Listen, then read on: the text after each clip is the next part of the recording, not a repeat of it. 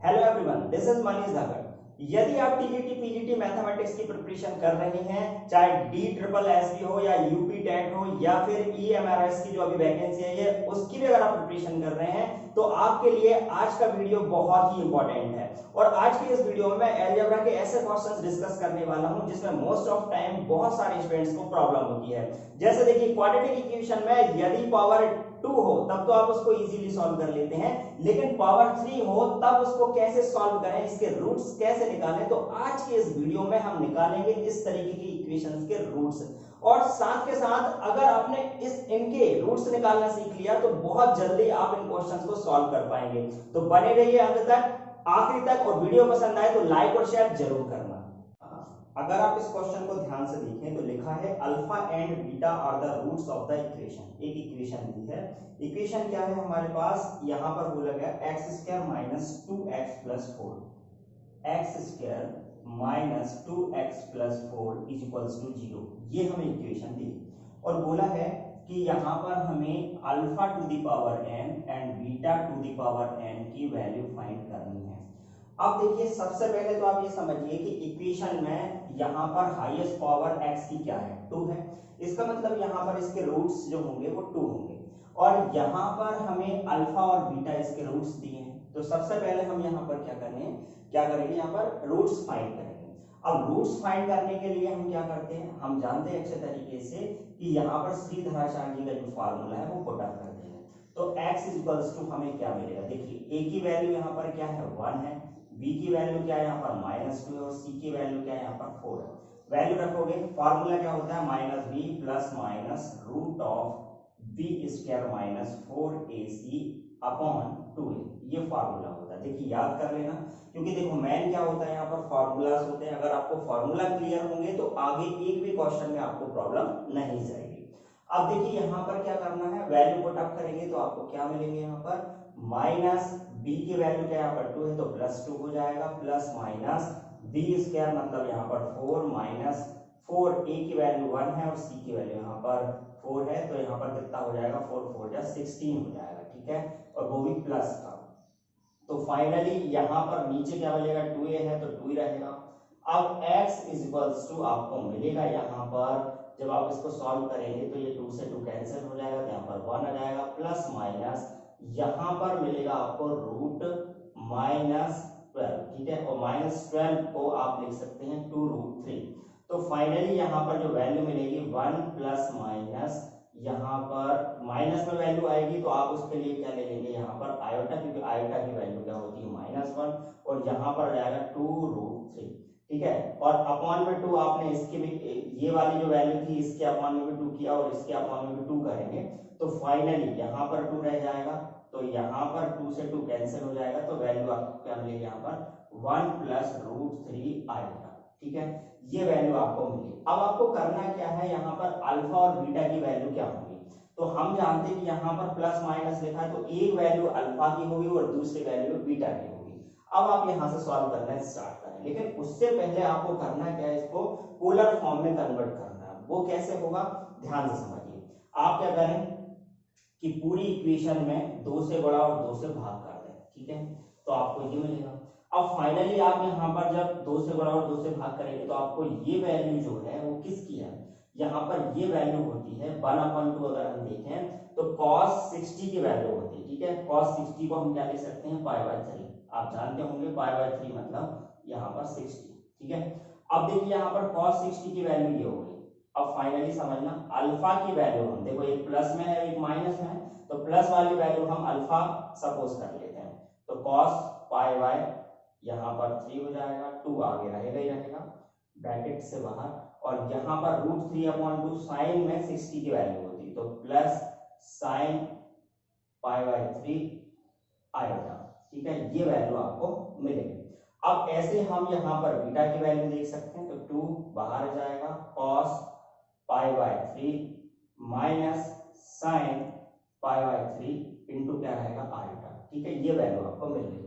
अब आपको करना क्या है, यहाँ पर देखो अल्फा और बीटा की वैल्यू मिल गई है, लेकिन आपको करना क्या है, alpha to the power n and beta to the power n करना। तो इसके लिए आप क्या करें, पूरे की पावर फाइनली जो वैल्यू हमने दी यहाँ पर उसकी यहाँ पर whole power n put up कर दें और यहाँ पर भी whole power n put up कर दें। अब देखिए फर्स्ट ईयर में पहले सेमेस्टर में एक थ्योरम पढ़ाई जाती है और वो थ्योरम है डी मॉयवर थ्योरम। इस थ्योरम से होता क्या है, जब भी पोलर फॉर्म में होल पावर जो भी लगी हो वो हमेशा उसके एंगल में आ जाती है। ठीक है, तो ध्यान रखें कि यहाँ पर ये जो पावर आपको दिखाई दे रही है ये पावर कहाँ आ जाएगी, इनके एंगल्स में जाएगी और यहाँ पर 2 के ऊपर भी ये पावर आ जाएगी। तो फाइनली हमें वैल्यू क्या मिलेगी 2 टू द पावर n और यहाँ पर आपको क्या मिलेगा cos n pi by 3 plus iota sine pi by 3।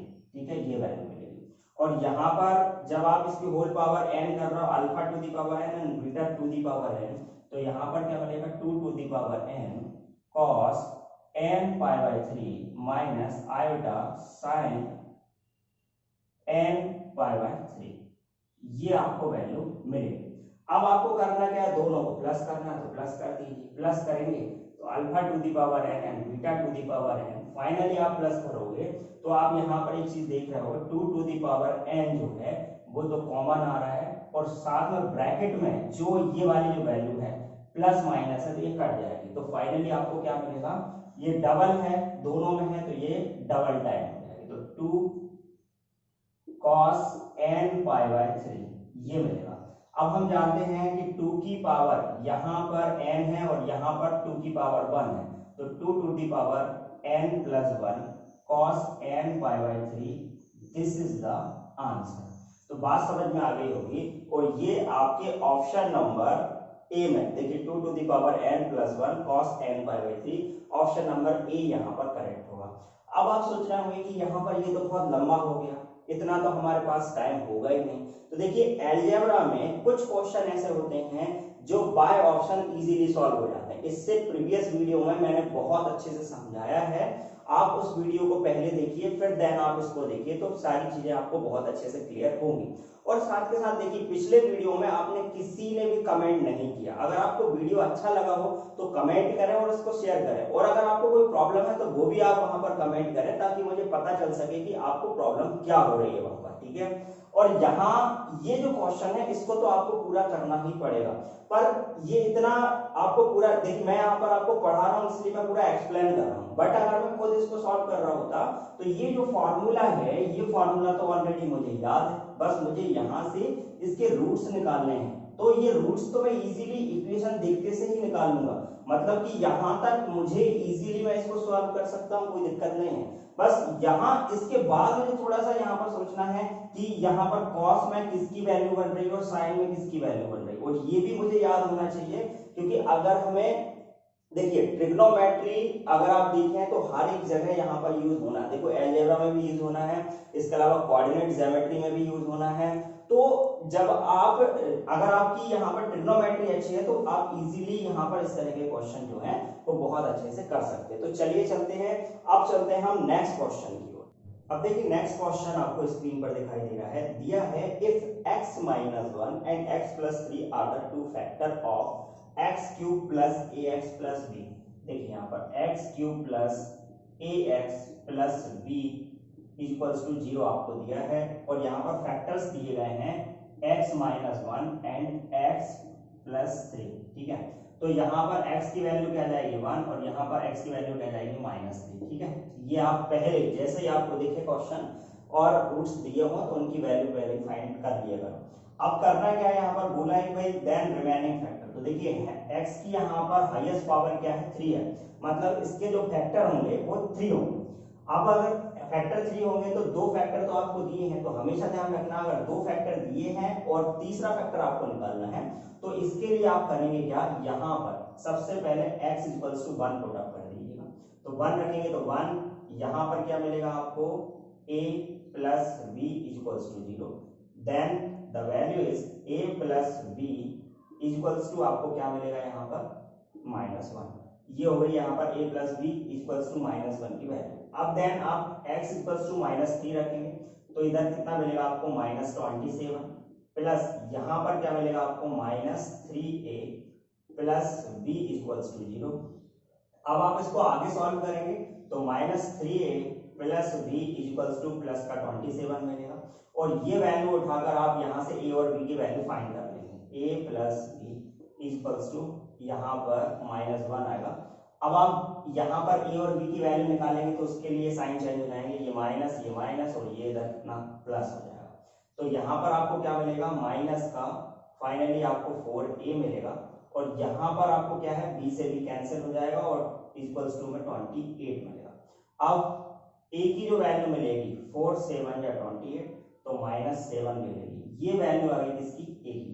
अब अगर a की वैल्यू -7 आ गई तो b की वैल्यू आप निकाल सकते हैं। यहाँ पर -7 रखेंगे तो इस तरफ जाएगा तो ये प्लस का 7 हो जाएगा और यहाँ पर यहाँ पर b की जो वैल्यू मिलेगी आपको वो क्या मिलेगी, यहाँ पर -7 रखा आपने, इस तरफ गया तो ये प्लस का हो गया और 1 जाएगा, 1 माइनस होगा तो यहाँ पर 6 मिलेगा। तो b की वैल्यू क्या आ गई, 6। अब फाइनली a और b की वैल्यू हमारे पास आ चुकी हैं। अब हमें इसका जो थर्ड रूट्स है वो फाइंड करना है। उसके लिए आप क्या करें, इक्वेशन में -7 और 6 पुट अप कर दीजिएगा। अब ध्यान से समझिए, क्वेश्चन यहाँ से बिल्कुल इजी है। आपको करना क्या है, a की जो वैल्यू है वो यहाँ पर पुट करेंगे आप तो आपको क्या मिलेगा, x³ माइनस, अब a की वैल्यू यहाँ पर -7 रखेंगे, ठीक है, तो -7x और b की वैल्यू यहाँ पर 6 रखेंगे इक्वल्स टू 0। अब ये यहाँ पर ये इक्वेशन आपको प्राप्त हो गई। अब इस इक्वेशन को कैसे सॉल्व करना है ध्यान से समझिएगा। देखिए x टू दी पावर यहाँ पर क्या है, 3 है। देखो 2 रहता है तब तो हम इसको इजीली कर लेते हैं, लेकिन पावर 3 हो तो कैसे सॉल्व करें, इसका बेस्ट तरीका मैं आपको बताने जा रहा हूँ। अभी देखिए यहाँ पर जब आप इसको सॉल्व करेंगे तो ध्यान से समझिए, आपको पीछे से सॉल्व करना है। जैसे +6 है तो +6 आपने लिख लिया। अब +6 में से क्या क्या कॉमन आ सकता है, 2 and 3। अब 2 and 3 आ सकता है तो इसके लिए आप क्या करें, इसको फैक्टराइज करें। जैसे 7 को तोड़ लें यहाँ पर तो आपको क्या मिलेगा, यहाँ पर -3x, ठीक है, और माइनस का 4x आगे लिखें, ठीक है। ये तो आप इजीली कर सकते हैं, लेकिन ध्यान रखें पहले 6 लिखें और ये जो 3x लिया है मैंने यहाँ पर, क्यों लिया है, 3x में इस तरफ भी ले सकता था। इसके पीछे रीजन ये है कि यहाँ पर जो माइनस का जो 3x है इससे मैं यहाँ पर -3 को मैं यहाँ पर 6 में से कॉमन ले सकता हूँ। अब मुझे करना है क्या, यहाँ पर x³ है तो मैं यहाँ पर क्या वैल्यू लूँ कि यहाँ पर जो कॉमन है, जैसे -3 कॉमन लूंगा तो अंदर क्या बचेगा, यहाँ पर x-3, ठीक है, x-2 बचेगा। तो मैं यहाँ पर क्या वैल्यू लूँ कि अंदर जब कॉमन लूँ तब भी मुझे यहाँ पर x-2 बचे। तो देखिए ध्यान से समझिएगा, मैं यहाँ पर ले लेता हूँ 2x²। अब मैं 2x² लूंगा तो इसे कट करने के लिए मुझे माइनस का 2x² भी लेना पड़ेगा, ठीक है। तो फाइनली मेरे पास ये मिला। अब ये दोनों कैंसिल आउट हो जाएंगे और यहाँ पर क्या होगा, आपको ये जो वैल्यू है x³ वो लिख लिया आपने। अब आप यहाँ से कॉमन ले लीजिएगा। अब आप यहाँ से कॉमन लेना स्टार्ट करेंगे तो x² यहाँ से कॉमन लेंगे तो x-2 आ जाएगा और यहाँ पर आप कॉमन लेंगे 2x तो अंदर बचेगा क्या, x-2, ठीक है, और यहाँ पर -3 कॉमन लेंगे तो अंदर क्या जाएगा, x-2 इक्वल्स टू 0। अब देखिए ध्यान से x-2 तो बाहर निकालिएगा, x-2 बाहर हो जाएगा, अंदर ब्रैकेट के अंदर बचेगा क्या, x² + 2x-3, ठीक है, ये वैल्यू बचेगी। अब आप देखिए यहाँ पर एक चीज समझिएगा, x-2 आपने कॉमन लिया। अब आपका जो आंसर था ना वो पहले ही आ चुका था, क्यों, क्योंकि देखिए x-1 एक फैक्टर हो गया, दूसरा फैक्टर क्या हो गया, x+3, तीसरा फैक्टर हो गया x-2, जो कि ऑप्शन नंबर आपका कौन सा हो जाएगा, बी हो जाएगा। तो ये बात आपको बहुत अच्छे से समझ में आई होगी और इसको जब आप फैक्टराइज करोगे तो आपको फाइनली दो जो फैक्टर आपके यहाँ पर लिखे x+3 और यहाँ पर क्या है x-1, यही मिलेंगे आप जब इसको फैक्टराइज करेंगे। तो आप देखिए ना, यहाँ पर 2x लिखा है और यहाँ पर -3 लिखा है, तो यही फैक्टर आपको मिलेंगे। तो x-2 is the right option, ठीक है। आपको ये क्वेश्चन क्लियर हो गया होगा। अब चलिए चलते हैं नेक्स्ट क्वेश्चन। अब देखिए नेक्स्ट क्वेश्चन आपको स्क्रीन पर दिखाई दे रहा होगा, लिखा है if a b c are rational numbers and ax² + bx + c = 0। अब यहाँ पर आपको इक्वेशन क्या दी है, ax² + bx + c = 0, जो कि क्वाड्रेटिक इक्वेशन होती है। और दूसरी इक्वेशन दे रखी है उन्होंने 2x² + x-2 = 0, ठीक है, ये हो गई सेकंड इक्वेशन। और फाइंड करना है हमें 4a - 2b + 3c की वैल्यू, ठीक है, ये इसको हमको फाइंड करना है। और इक्वेशन लिखा हुआ है कि यहाँ पर जो ये जो इक्वेशन दी है ax² + bx + c और 2x² plus x minus two equals to zero, इन दोनों इक्वेशंस के जो रूट्स हैं वो कॉमन है। और अगर इनके रूट्स कॉमन होंगे तो आपको सोचिए दोनों के रूट्स अगर सेम है तो इसका मीनिंग ये हुआ कि a की जो वैल्यू है वो क्या है 2 है, और यहाँ पर b की जो वैल्यू है वो यहाँ पर x का कोफिशिएंट होगा, मतलब कि b की वैल्यू क्या आ जाएगी 1, एंड देन c की वैल्यू क्या आएगी यहाँ पर -2। और ये सारी वैल्यूज आप इक्वेशन में पुट कर दीजिए। यहाँ पर आप 2 रखेंगे तो 4 2 जा कितना हो जाएगा 8, यहाँ पर आप 1 रखेंगे तो -2, और यहाँ पर आप माइनस का 2 रखेंगे तो आपको क्या मिलेगा यहाँ पर -3 2 जा 6। सॉल्व करेंगे तो क्या आ जाएगा इक्वल टू 0, मतलब कि यहाँ पर ऑप्शन नंबर सी करेक्ट हो जाएगा। इजीली आप समझ पाए होंगे, बहुत अच्छा क्वेश्चन था और इजी क्वेश्चन था। तो इस तरीके के क्वेश्चन भी अलजेब्रा में आपको देखने को मिलते हैं। अब हम देखते हैं नेक्स्ट क्वेश्चन। अब नेक्स्ट क्वेश्चन आपको स्क्रीन पर दिखाई दे रहा होगा। इस क्वेश्चन में पूछा है निम्न में से कौन सा डिग्री 5 के एक चर में द्विपक्षीय है, ठीक है, ये बोला गया है। तो देखिए द्विपक्षीय का मतलब क्या है, उन्होंने ये बोला कि भाई यहाँ पर उसके जो टोटल जो टर्म्स हो वो यहाँ पर 2 होना चाहिए, और साथ के साथ पावर हो वो कितनी हो यहाँ पर 5 होना चाहिए। तो हाईएस्ट पावर 5 होना चाहिए। तो ऐसे कौन से ऑप्शन में आपको हाईएस्ट पावर यहाँ पर 5 मिलेगी जब आप उसको सॉल्व करेंगे। देखिए ए ऑप्शन को अगर आप ध्यान से देखें तो x to the power 5 -1 whole power क्या है यहाँ पर 2, और जब आप होल पावर 2 करोगे, इसको सॉल्व करोगे तो होल पावर आप 2 करोगे तो यहाँ पर 5 मल्टीप्लाई बाय 2 होगा तो कितना हो जाएगा 10, ठीक है। और फाइनली जब आप इसको सॉल्व कर रहे होगे, पूरा इक्वेशन को सॉल्व करोगे, तो आपको इक्वेशन सॉल्व करने के बाद x टू दी पावर 5 मिलेगा। इक्वेशन सॉल्व करने के बाद पूरा आप सॉल्व कर लेना, इजीली आप कर सकते हो। तो यहाँ पर x टू दी पावर क्या मिलेगा आपको 5।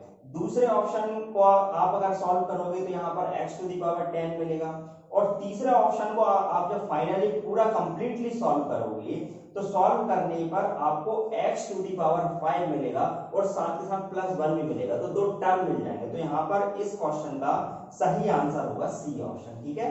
तो आप इजीली इसको सॉल्व कर सकते हैं। जैसे a + b का होल पावर का जो फॉर्मूला है वो लगेगा यहाँ पर, ठीक है, वो पुट अप करोगे तो यहाँ पर इजीली आपका आंसर आ जाएगा। अब हम बात करते हैं नेक्स्ट क्वेश्चन की।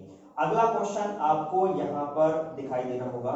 अगर हम इस क्वेश्चन की बात करें तो क्वेश्चन में लिखा है अगर x + 5 बहुपद है, एक पॉलिनोमियल है, और यहाँ पर इक्वेशन क्या दे रखी है x³ + ax² + ax माइनस यहाँ पर 15, ये इक्वेशन आपको दे रखी है, और बोला है कि ये कारक है तो a का मान हमें यहाँ पर फाइंड करना है। अब a का मान निकालने के लिए अगर आपको यहाँ पर a की वैल्यू फाइंड करनी है तो इसके लिए देखिए x + 5 एक फैक्टर ऑलरेडी दे रखा है आपको। x + 5 जो है वो अगर इसका फैक्टर होगा तो इक्वल में 0 लोगे, और x इक्वल्स टू क्या हो जाएगा आपका -5। अब ये जो x की वैल्यू आपको दे रखी है आप इस इक्वेशन में पुट अप कर दीजिए। आप यहाँ पर x की प्लेस पर -5 रखेंगे तो माइनस का 125 हो जाएगा, प्लस यहाँ पर आप रखोगे तो यहाँ पर कितना मिलेगा आपको 25 है, प्लस आप यहाँ पर 5 रखेंगे -5 रखोगे तो आपको यहाँ पर क्या मिलेगा -5 और यहाँ पर -15 इक्वल्स टू 0, ठीक है। अब आप इसको सॉल्व कर दीजिए और यहाँ से आप a की वैल्यू फाइंड कर सकते हैं। सॉल्व करेंगे तो 5 इसमें से जाएगा तो कितना जाएगा 20a, ठीक है, और यहाँ पर आप 15 इसमें प्लस करोगे, वो भी माइनस का ये भी माइनस का, तो यहाँ पर कितना हो जाएगा आपका 140, तो 140 इस तरफ ले जाओगे तो ये प्लस का हो जाएगा। अब आप सॉल्व कर दें, 0 से 0 कैंसिल और 2 7 है, तो a की वैल्यू क्या जाएगी यहाँ पर 7। इजी क्वेश्चन था, यहाँ पर ऑप्शन नंबर बी हो जाएगा करेक्ट, ठीक है। आपको समझ में आ गया होगा, बहुत बढ़िया यहाँ पर ये क्वेश्चन था। और इस तरीके के क्वेश्चन भी एग्जाम में आते हैं। ये क्वेश्चन आया था DSSB यहाँ पर 2018 में जो एग्जाम हुआ था उसमें ये क्वेश्चन पूछा गया था। स्क्रीन पर आप देखिए ध्यान से, तो क्वेश्चन लिखा है कि x³ - x² + x - 1 x अक्ष को कितने बिंदु पर विच्छेदित करेगा। इस क्वेश्चन में अगर हम देखें तो यहाँ पर ऑप्शन नंबर ए 0, बी 1 दिया, सी यहाँ पर 2 है और डी यहाँ पर 3 है। तो बात करें इस क्वेश्चन के आंसर की, आप फाइनली इसको सॉल्व करिए। सबसे पहले मैंने यहाँ पर x³ के लिए आपको सॉल्व करना सिखाया था, वही अप्रोच आपको यहाँ पर लगानी है, इजीली आप इसको सॉल्व कर सकते हैं। देखिए यहाँ पर इक्वेशन क्या दे रखी है आपको, सबसे पहले इक्वेशन देखिए, इक्वेशन दी है आपको x³ - x² + x - 1, ठीक है, इक्वल्स टू 0, और यहाँ पर बोला है कि x अक्ष को कितने बिंदु पर ये विच्छेदित करेगा, ठीक है। टच करेगा। तो बात करते हैं यहाँ पर कि इसको सॉल्व करें तो -1 ऐसे ही यहाँ पर ठीक है लिखा रहने दीजिएगा। फिर यहाँ पर x भी ठीक है। अब हम आगे इधर देखें तो यहाँ से भी तो कॉमन आ रहा है, तो इसको पूरा ऐसे सॉल्व करने की आवश्यकता है नहीं, डायरेक्ट ही सॉल्व हो जाएगा। ठीक है, डायरेक्ट सॉल्व हो जाएगा। यहाँ पर एक्स स्क्वायर कॉमन लेंगे तो x माइनस 1 आएगा, यहाँ पर 1 कॉमन लेंगे तो x माइनस 1 आएगा इक्वल्स टू 0। तो x माइनस 1 यहाँ पर कॉमन लिया, अंदर क्या बचा एक्स स्क्वायर प्लस 1, ठीक है, इक्वल्स टू 0। और यहाँ से आपको रूट्स क्या मिलेंगे, x इक्वल्स टू 1 और यहाँ पर x स्क्वायर इक्वल्स टू क्या आ जाएगा -1। तो यहाँ पर अगर हम इस चीज को देखें तो ये तो आपका रूट में मिलेगा, ठीक है, और ये -1 भी है। तो x अक्ष को छूने वाला जो पॉइंट होगा, टच क्रॉस करने वाला जो पॉइंट होगा वो क्या होगा, x इक्वल्स टू 1 होगा। और अगर x इक्वल्स टू 1 होगा तो यहाँ पर इसका आंसर क्या हो जाएगा, बी ऑप्शन। बी ऑप्शन में आपको 1 दिखाई दे रहा होगा।